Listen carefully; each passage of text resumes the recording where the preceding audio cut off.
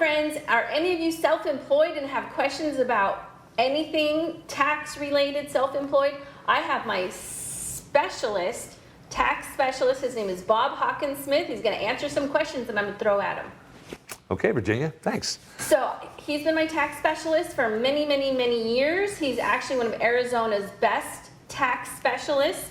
And I have one question for you, Bob. If you're self-employed and you want to buy like a new work truck or add something to your fleet of car or truck to your fleet, is it better if you own a company that you put the tax, the vehicle in your personal name or your business name? Got it.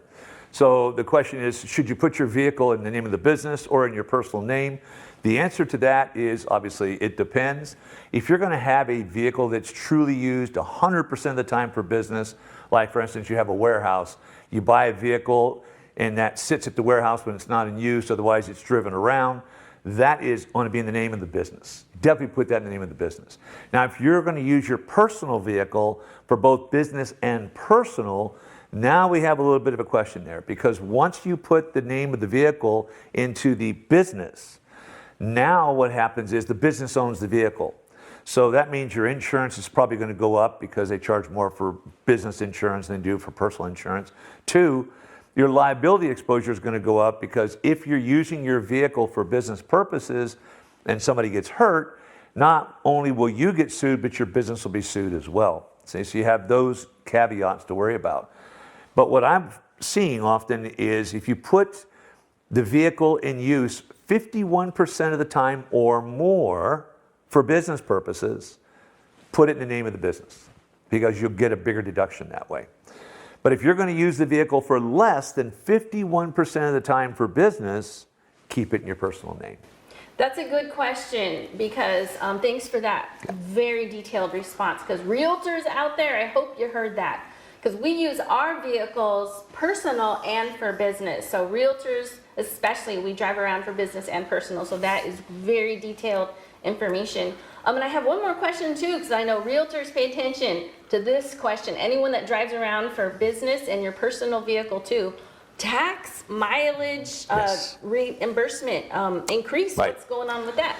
So currently in 2022, if you use your vehicle for personal vehicle for business purposes, then the business can reimburse the owner of that vehicle for driving for the business. And you can be paid by mile for doing that. You can either use actual expenses or you can use the mileage method. Most of the time, we as CPAs find that the mileage method is a much bigger deduction than the actual expense method, unless the vehicle is used 100% of the time for business. Okay? Perfect. And that's great information too, especially for people that use their personal vehicle for business. Correct. Now on the mileage, right now in 2022, it's 58.5 cents a mile. But as of July 1st, because gas has gone up, of course, it goes to 62.5 cents per mile. You have to be able to prove to the IRS upon audit that you kept track of that mileage. So you either have to have a logbook or a calendar. You could have a calendar on your phone saying where you went, who you saw, how many miles you drove. You can use an app on your phone, like I use, Mile IQ, and I don't get paid for saying that, but it seems to be the most appropriate one. And the IRS accepts Mile IQ because it uses MapQuest. So it will keep track of all your mileage for you. You just simply swipe left or swipe right. It's left if it's personal, right if it's business. But you have to keep track of your mileage to be able to prove how much of a deduction you're allowed to get. I agree with that. And I am not a technology person, so another plug for Mile IQ. I use them also myself personally because it uses a GPS on your phone everywhere you go, tells your mileage, and I can swipe left and right. It's so easy. Yeah. So I have a great thing that I want to share with everybody here, especially if you're self-employed.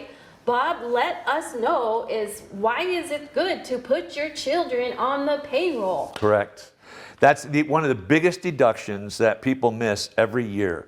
There was a landmark Supreme Court IRS case back in 1964 where Dr. Ira Solomon, who was an anesthesiologist, fought the IRS because he hired his 7-year-old daughter to help him in his business.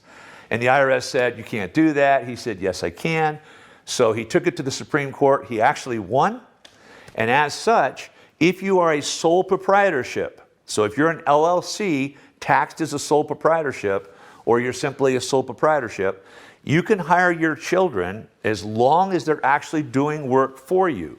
I actually had a client who put his baby on his business cards and his letterhead, and we literally paid the baby almost $100,000 a year to use her likeness. Ideas, you guys. You know, my kids open envelopes for me or throw my office garbage can away, whatever. Right. You know, so you can hire your children and talk to Bob. He can help you with all of your expenses and write-offs. So if you own businesses, definitely contact Bob. He has this amazing book, 52 Ways to Outsmart the IRS. So he's also a well-known author. This is one of his second or third books. It's my second book, yeah. But he's got some great tips in here, you guys. How can they buy this book from you? This book is available on my website, azmoneyguy.com, or through Amazon or Kindle. And I believe Barnes & Noble has it as well. So you can contact our office, go to our website, go to Amazon, and you can get the book. And it's, I'll tell you what, for the price that you pay for that book, you get tens of thousands of dollars worth of benefit. So worth the investment to get this book, because you get so many ways how to save thousands. He literally saves me thousands of dollars every year, thousands. So contact Bob for all of your CPA needs. Yep. And thanks you guys for your time. Thank you, Bob. Thank you.